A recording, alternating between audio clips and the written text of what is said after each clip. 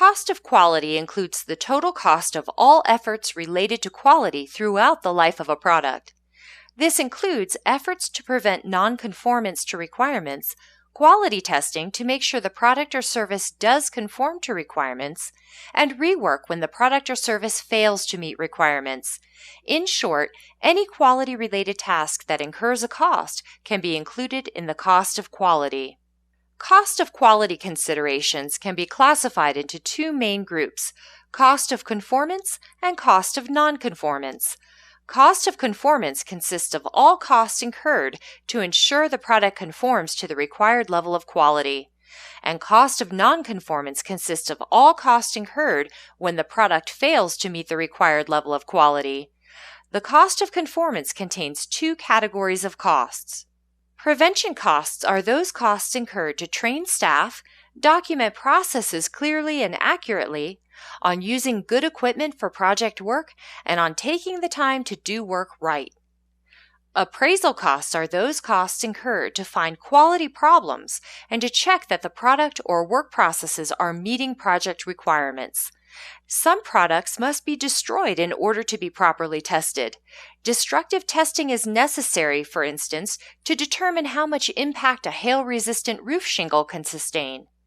Automobile crash tests are another example of destructive testing.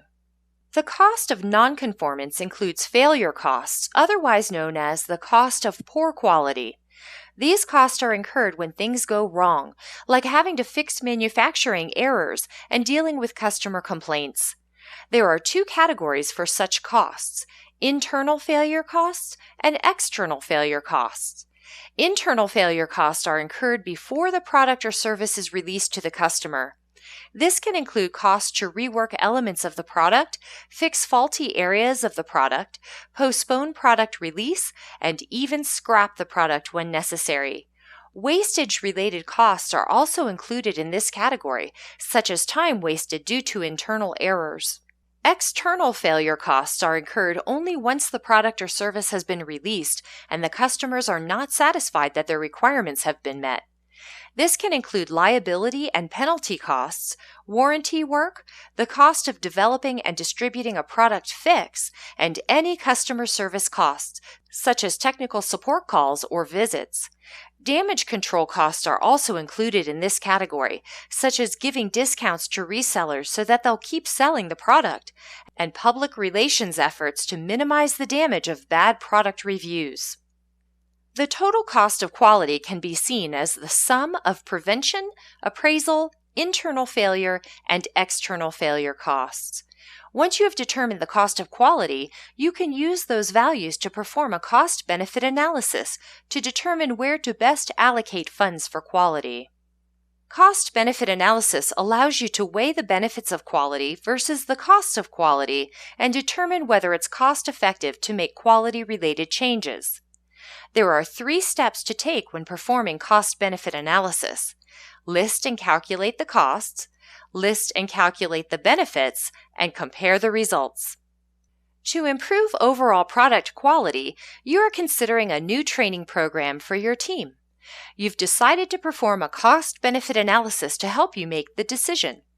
First, you have to determine the financial cost of the training program, which would be prevention costs. The training materials, such as participant workbooks, handouts, and slideshows, will cost $450.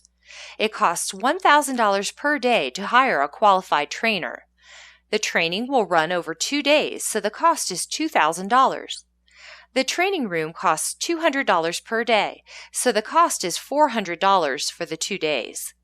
Because participants will not be working for the duration of the course, you include their lost productivity as a cost of $700 per day, for a total of $1,400.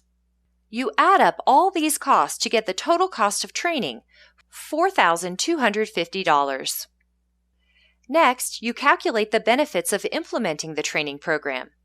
Currently, products often have to be recalled and additional work done.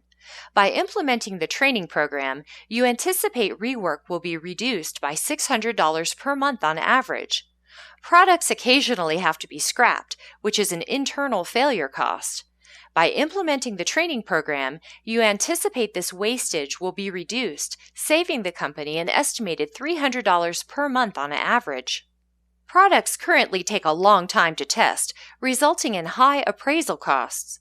The training program should lead to higher quality products, which you estimate will save the company an average of $1,800 per month on testing. Maintenance and support costs are external failure costs, and with higher quality products, you estimate that the company can save an average of $1,600 per month in maintenance and support costs.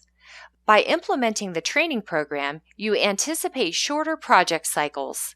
You estimate that this productivity boost can increase the company's income by an average of $1,500 per month.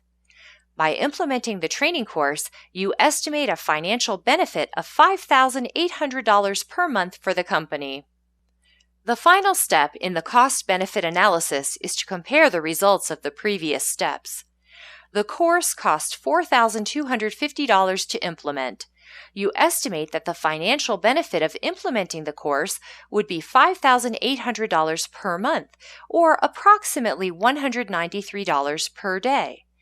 This means that the financial benefits of the course would reach $4,439 within 23 days, surpassing the $4,250 in cost incurred to implement the course. In this case, it sounds like the benefits outweigh the costs. Cost-benefit analysis is an important decision-making technique as it helps project and quality managers make a case for changes in quality-related project decisions.